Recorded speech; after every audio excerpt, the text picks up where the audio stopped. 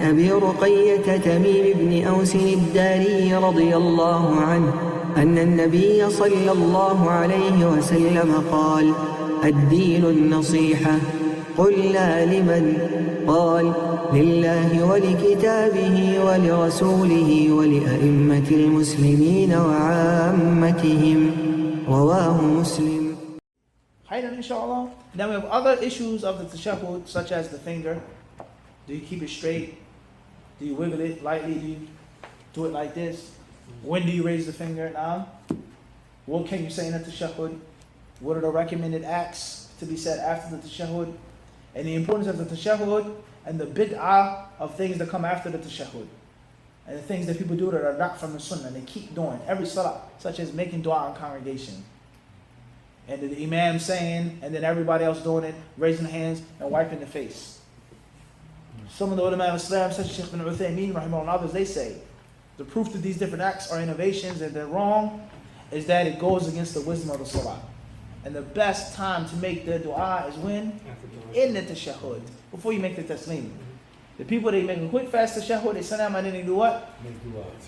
Then they do it in congregation, then they wipe and rub their faces and their bodies, all problematic. And the best guidance is the guidance of what? Muhammad sallallahu alaihi wasallam. Is it permissible? Imam Fulan, this Imam Malik said this is a narration. Did Muhammad do it? Yes or no? That's all I want to know, Yaqi. Yeah, Imam. Did Muhammad did it or not? You have authentic hadith to state that? No, you don't.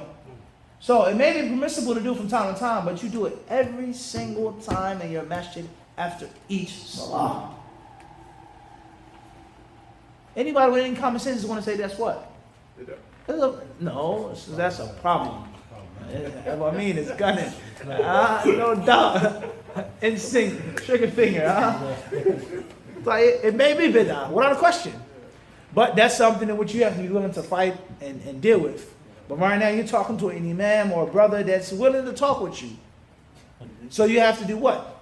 Meet on neutral ground. You have to do what? You do the coin toss where?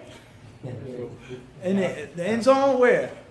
50-yard line, midfield, half and half. Everybody understand? This is tremendous wisdom. You're talking to somebody that's willing to talk to you. He's not calling you a Wahhabi and a this and a Salafi and a that. He's willing to have a discussion with you. You say, yeah, Sheikh, Wallahi, I want to benefit from you.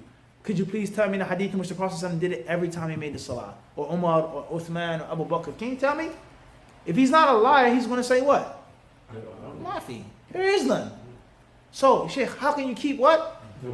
Over and over again. You do it once in a blue moon? Perhaps. Say what? Mumkin. Perhaps. Make dua mumkin. But you do it what? Every single salah in a specific manner.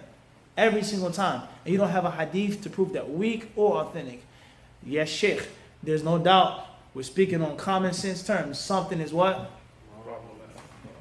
And if it's not problematic, then we can't even discuss because we're not even on the same understanding of what Islam is.